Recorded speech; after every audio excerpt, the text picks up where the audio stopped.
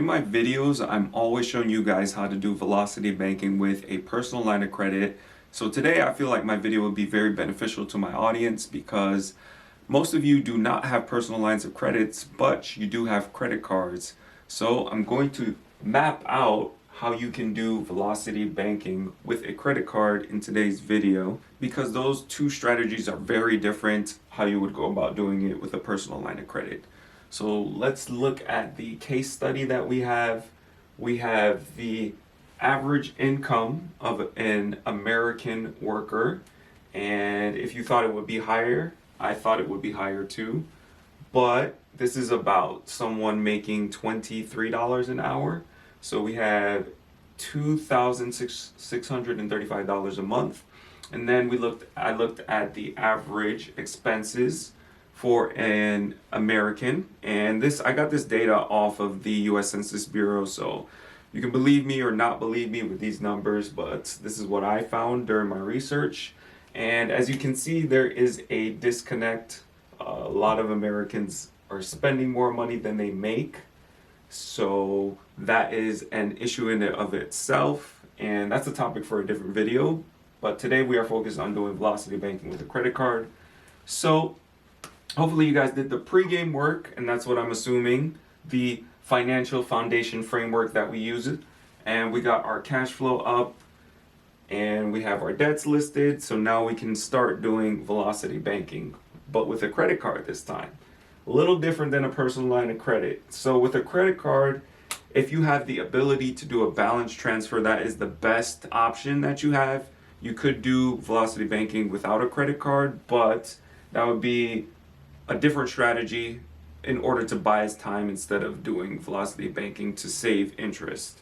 So we're just going to assume that you have a balance transfer, just at your bank. And I like balance transfers because they allow you to borrow money at 0% interest. So we take our first chunk, got 67 if we have a $10,000 line on our credit card, and we pay off debt, right? Velocity banking, we increase our cash flow, pay off our debt. And the difference this time is that when we do velocity banking with a credit card, we cannot reuse the credit card like we would a personal line of credit. So we have to factor in that there are bills that we cannot pay with a credit card, and then there are bills that we can pay with a credit card. So you have to map this out during the month, figure out when the due dates are due, and then you have to save cash from your paycheck to pay for these, and then you can pay with the credit card for everything else. So how would that look like? Usually rent is due on the 1st.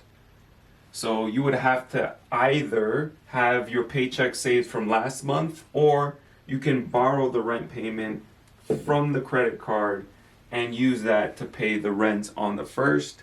And then once you get paid, we'll dump it back in there as if we were utilizing a line of credit. Car loan, I don't know when that's usually due, maybe like let's say the 10th. Student loans usually take a little bit longer. You can pay this off on the 23rd or later in the month, and then credit cards usually are due 30 days after you utilize them. So last week of the month, let's just say the 30th or 31st, we'll put the 30th just in case. So these would be the due dates for bills that we cannot pay, and we have to have cash set aside to pay for these. And then everything else you could put actually on this card. And then all the money that you didn't utilize paying off debt with this, we dump in the line of credit, and then we just keep doing velocity banking. So this strategy actually takes a little bit longer than if you were to use a personal line of credit, because you're not able to reuse this and you're only utilizing, let's say, half of your paycheck to pay this off. So it's going to take a little bit longer, but again, remember we have 0% interest on this, which is different than the personal line of credit. So interest is not accumulating as if it would in the personal line of credit. However, there usually is a fee that you do have to pay, so you have to consider that, but the fee usually is not a lot, anywhere between 3 to 5%. So this might be $400, let's say around there, $400.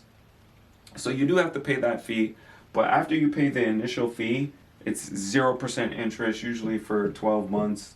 So it buys you time. It buys us time to do velocity banking. Then once we pay it off, then we'll be able to do another balance transfer, and you can see the way that this one works. So it's a little different than the personal line of credit. I found that I like to utilize my 0% interest for payments that occur throughout the year that I wasn't expecting.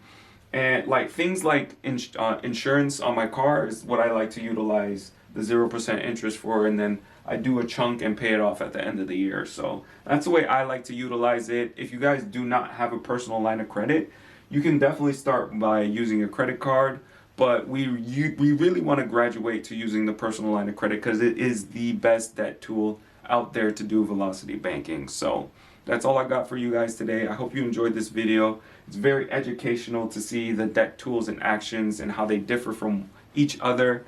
This one takes a little bit more work. You got to list out all the due dates, and you got to separate out bills that you could pay with the credit card and you can't. But once you do that, again, the benefit is that you're not paying as much interest as you would with the personal line of credit. And that's all I got for you guys today. I'll talk to you soon.